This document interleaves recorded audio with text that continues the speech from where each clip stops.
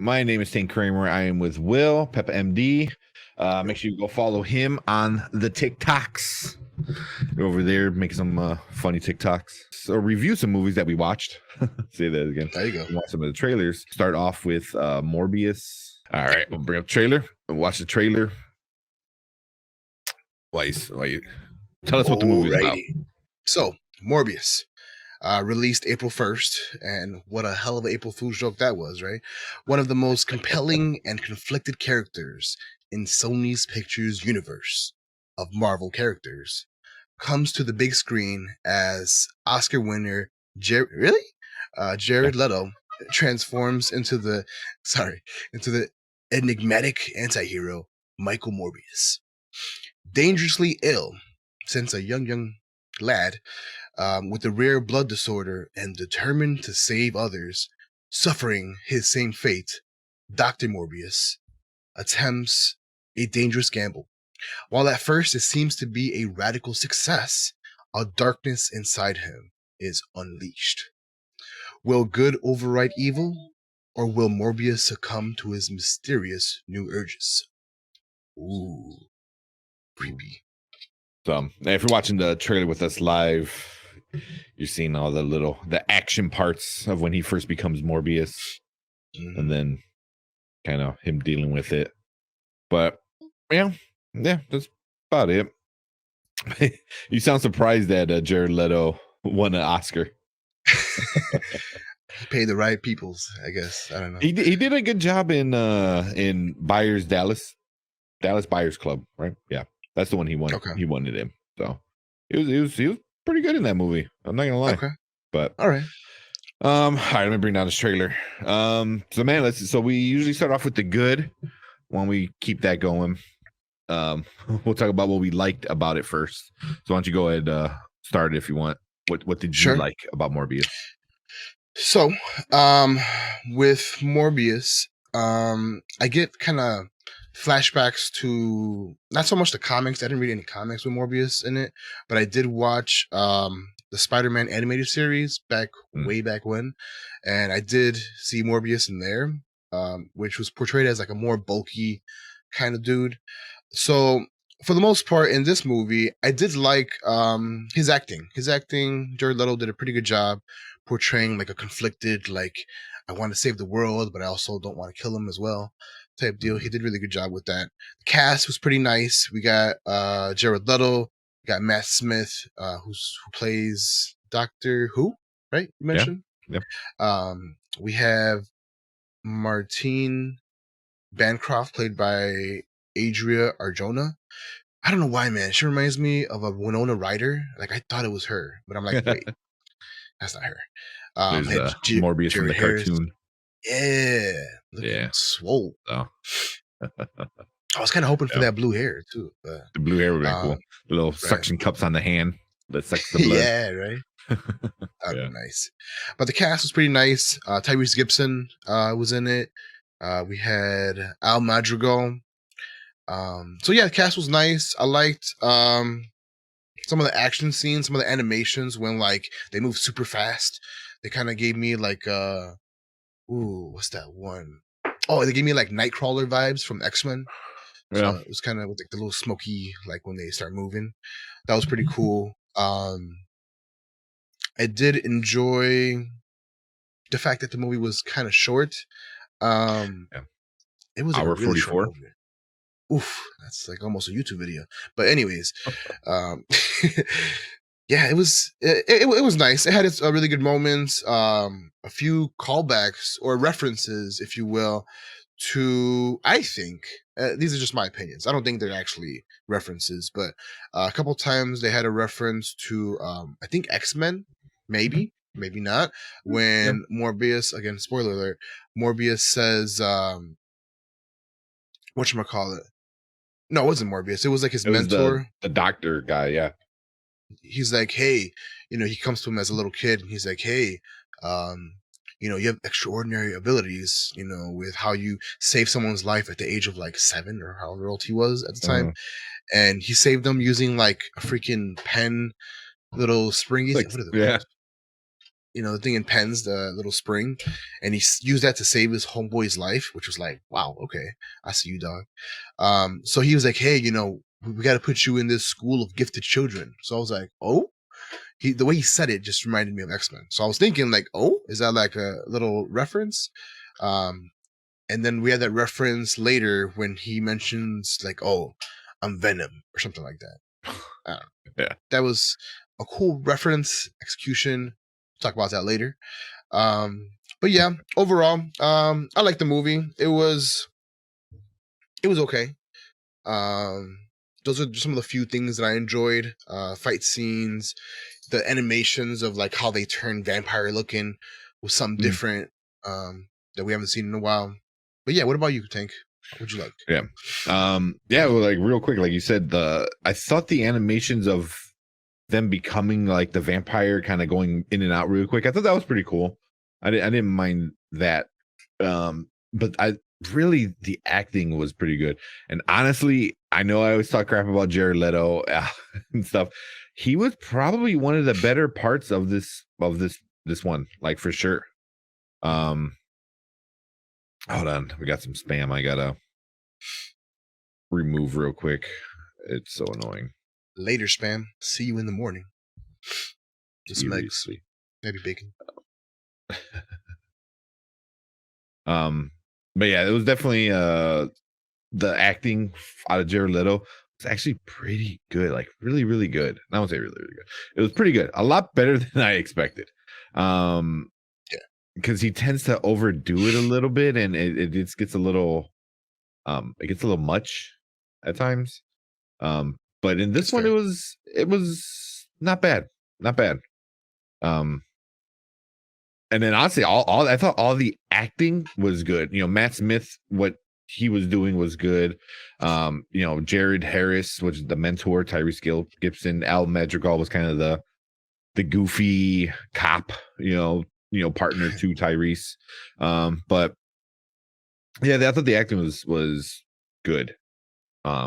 Especially being as many, Matt Smith alone, he's awesome. Like you said, Doctor Who, he's like the guy.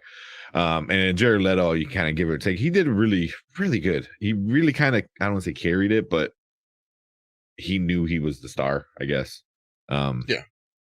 And then, and I mean, some of the graphics were pretty cool. I did appreciate that they kind of went right into him becoming Morbius, or vampire. They didn't really like stick around with like other things. It was like, here's this part, and like a spoiler, the part where like he puts his hand to the cave, that's like the first scene. I was like, what the hell? Like, I did not expect that to be the first scene. And then they give you the quick backstory as him as a kid, and then it's kind of like another quick little catch up, like he's a doctor now, and then boom, like he's Morbius. He's this vampire. So I did appreciate that. Being an hour 44, you really don't have time to get too crazy. But with something like this, you don't need any more than what they gave us with backstory wise. Like he was sick as a kid, he found a buddy who was also sick, and he was very smart, and he became a doctor. Boom, done. Like, let's get on to the main part of the story. So I appreciated that part of it.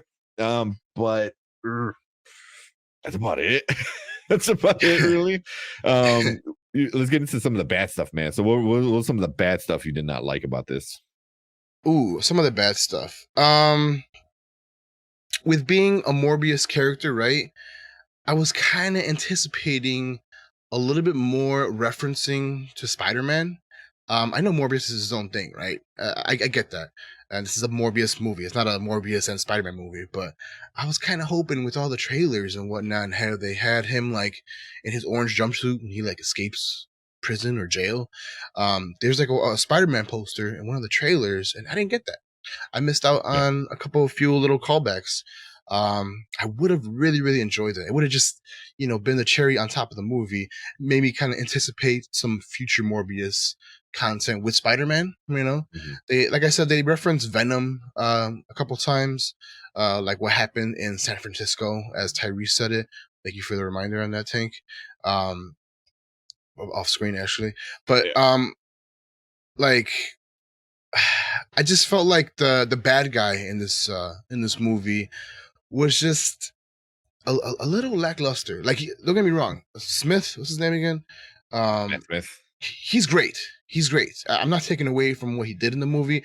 I just figured I wanted more, I guess, setup to like his metamorphosis, becoming the bad guy. He's been kind of a kid. They show him early on in the movie as a young kid, where he's really picked on. He gets made fun of by some bullies. He gets beat up by bullies. Spoiler alert.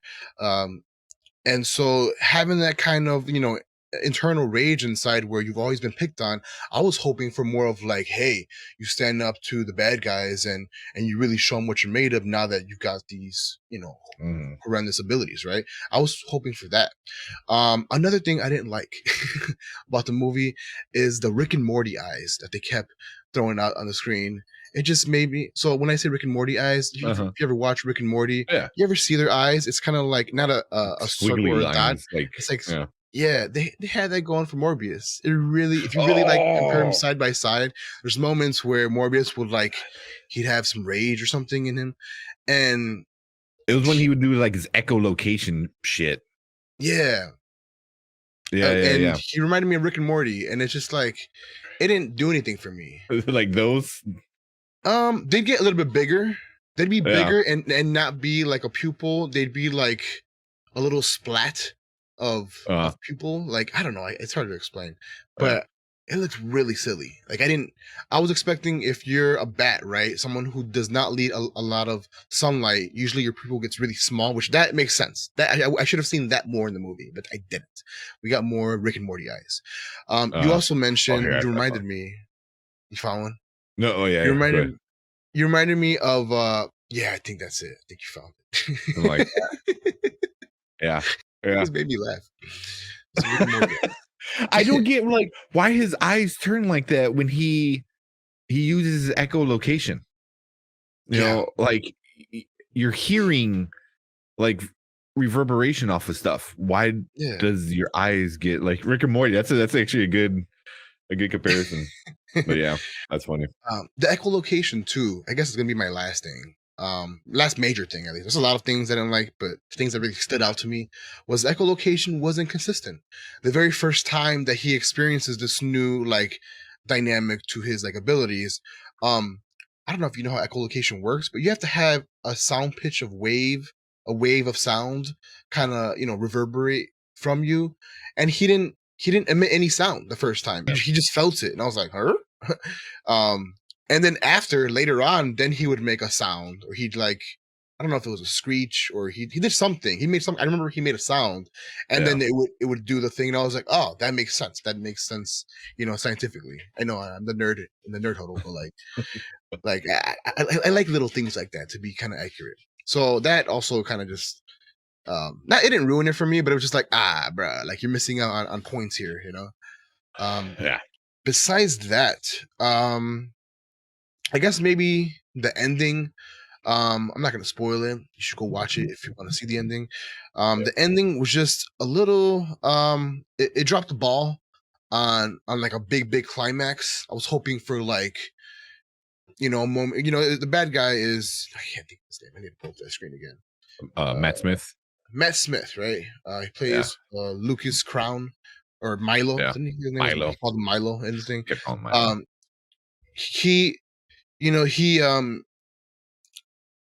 He's the bad guy in here. You find out later, and I was expecting for him to really like be like, like super bad guy. I was trying to get like really big bad guy vibes to where it's like, oh no, he has to be stopped. Like I didn't get any of that vibe. So at the very end, bad guy goes against the anti-hero Jared Leto, and it missed the mark for me. I'm not going to say what happens, but it just missed the mark. Yeah. But what about you, Tank? What kind of stood out to you that went wrong in the movie? So before I go, I'm going to bring up Brian's comment. He said there was no character development. The acting was good, but the story left me wanting more. Which is true. Which is kind of like my issue. I know it was basically the same issue that you were saying was. Yeah. I mean, besides Morbius, no one else got that much development.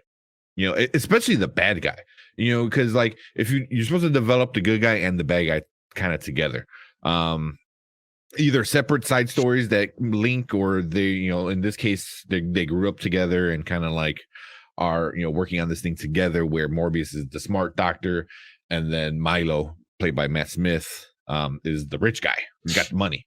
You know what I mean? Like, or Right. they don't, and they never tell you how how did he get rich? I don't remember. I remember No.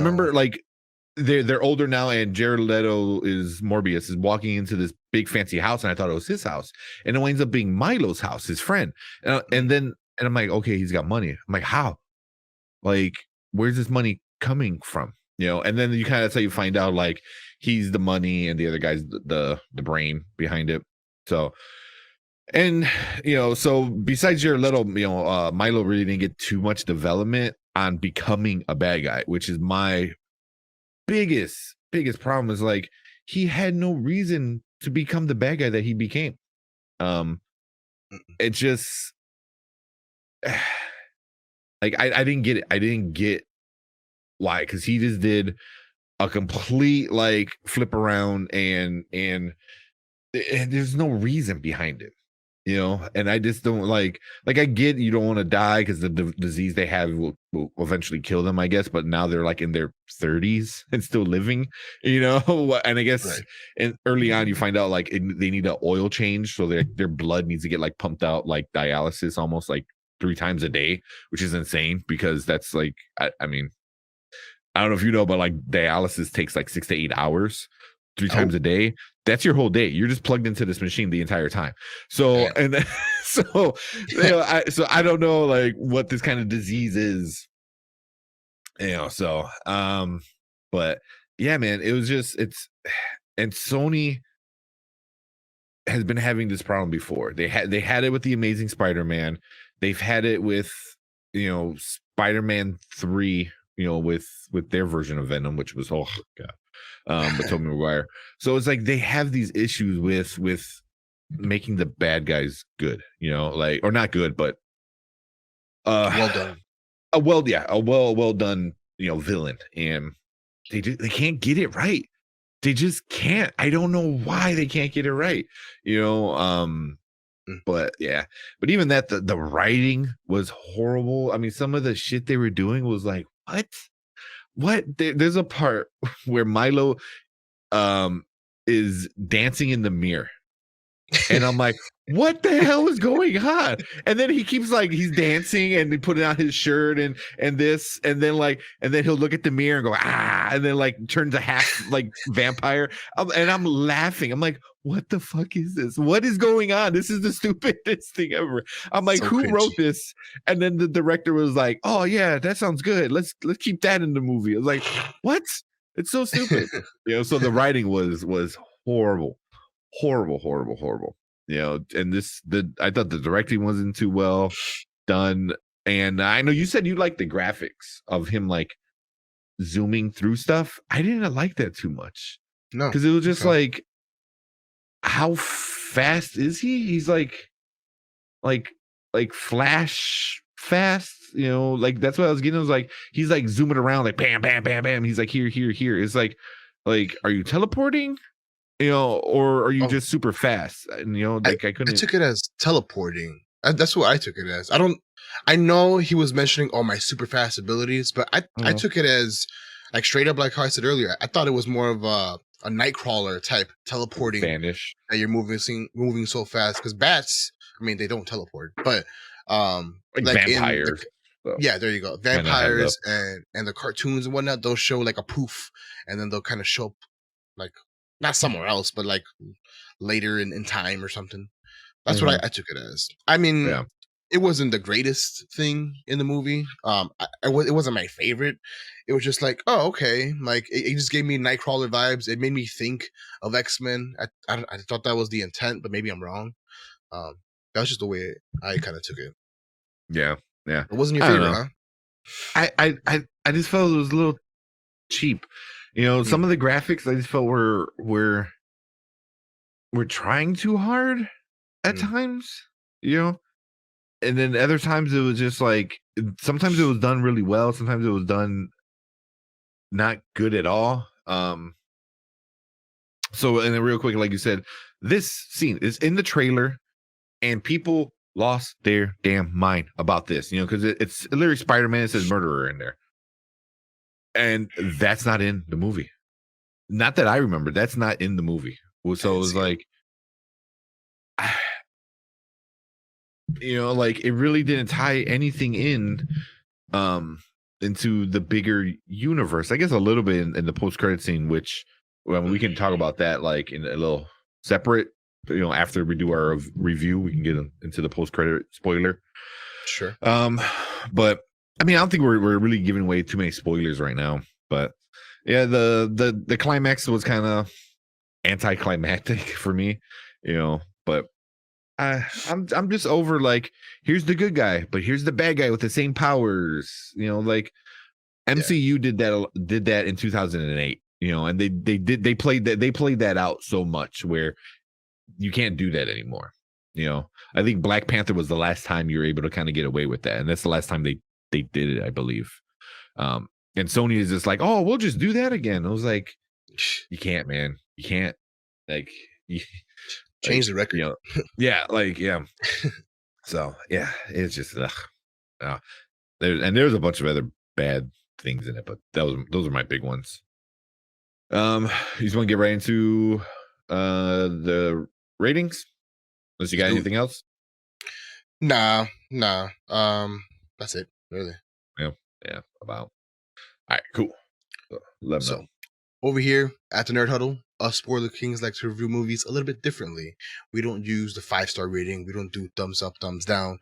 We do it our way. So as you see down below, we're either going to rate this movie a watch now, a watch later, or a watch never. A watch now means, oh my God, this movie is fantastic. Top priority. Go watch it right away because it's that good. A watch later implies like, movie was okay. Maybe catch it when it comes out streaming. I know this was only at the movie theaters, but a watch later means watch it later on. It's not that good, but it's okay.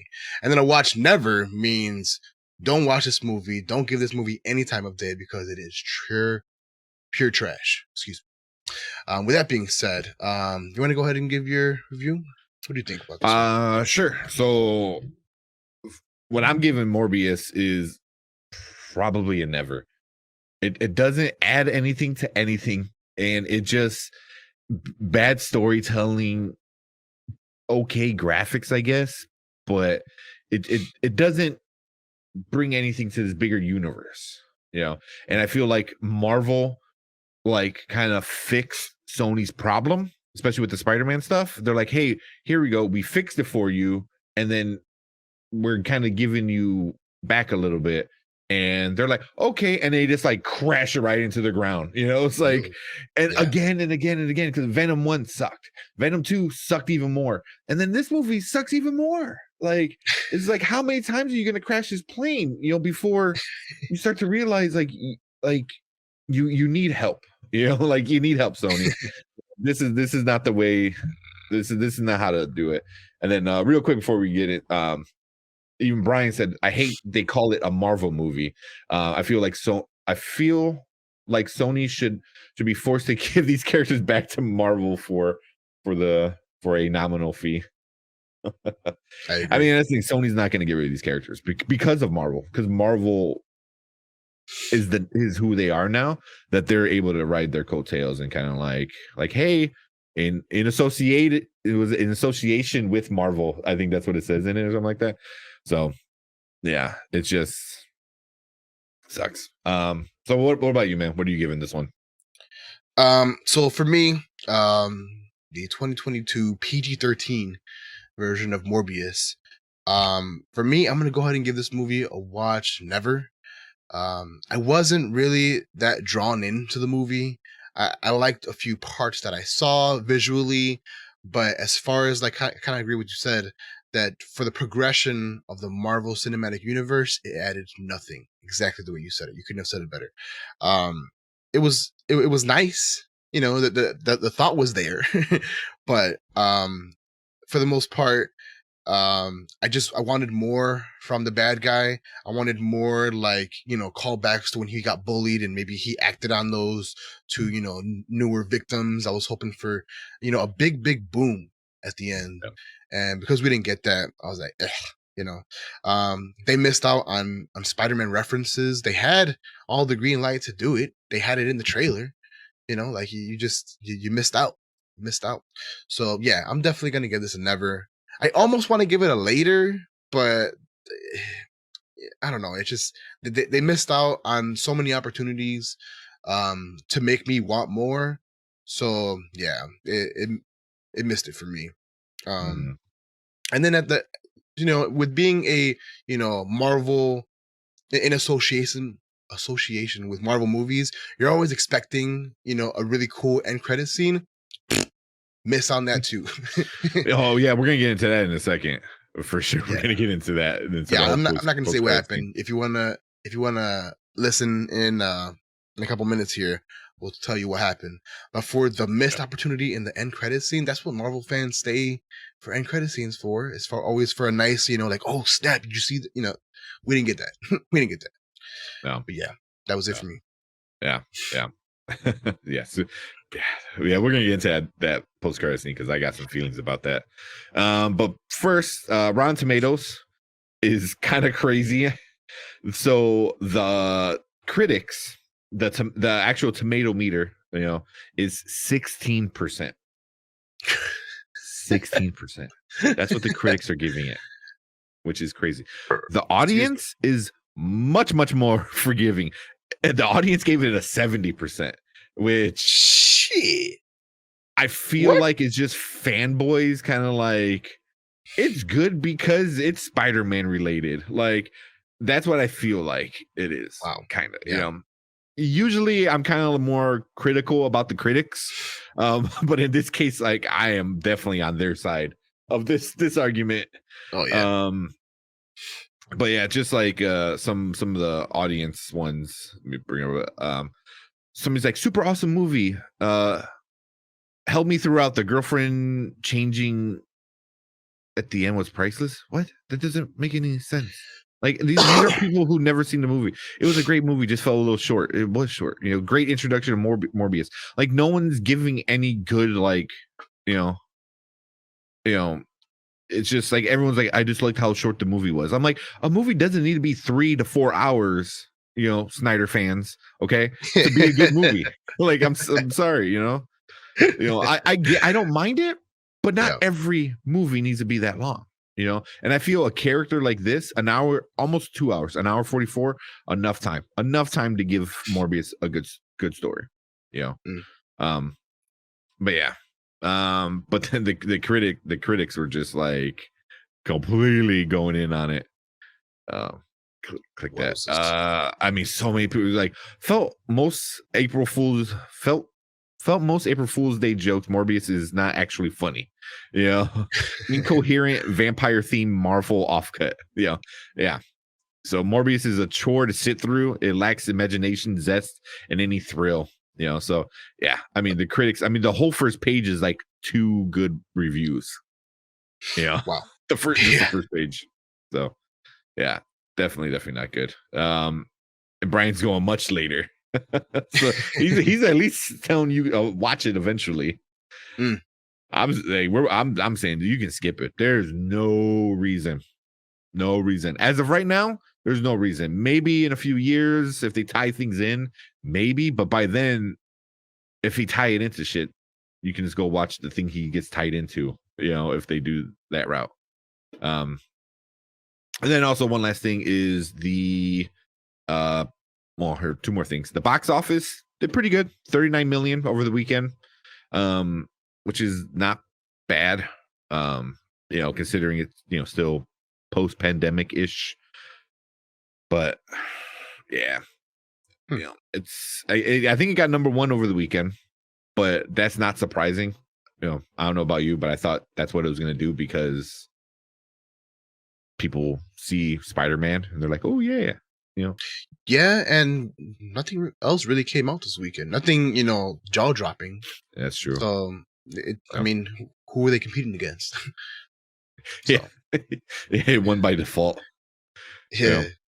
And then one last thing, like the director of the movie came out and talked about it being badly reviewed, which is, you don't get a lot about that. But he said the point I'm making is that it's strange thing to make something that is so public. Look, I have a lot of self-hatred. So I have a lot of criticism of my own work. I'm always trying to focus on being better, but I'm also proud of what I do. There are parts of my movies I'm really proud of. That's kind of like what he said about his, movie just being bombed on Rotten Tomatoes. So Yeah. not good. Do better. Yeah. Do better. And then Brian said, Spider-Man made 100 million in just 2 days. Yeah. I think that's people were expecting to see Tom Holland, and they were disappointed.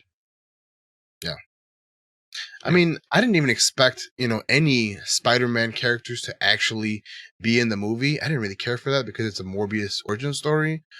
But like something in the back, just give me the poster. Give me the poster, and that would have sufficed. They didn't even give me that. Yeah, I would have been okay with that Andrew Garfield, thing. Like tie in the whole was it No Way Home? You could tie that stuff in. I feel like, but yeah, they just kind of like, I don't know. I don't know what they're doing over there. But even though he's like, can't wait for Sonic 2 this weekend. you're already past this one. Moving like, on next. Moving on. But you want to do this post-credit scene? Let's do it. All right. So if you're watching on live Hangout, we're gonna do the post-credit scene. Spoilers, full spoilers. If you're watching our replay, thank you, and go check out the video of our post-credit talk. Again, all spoilers. So viewing at your own risk.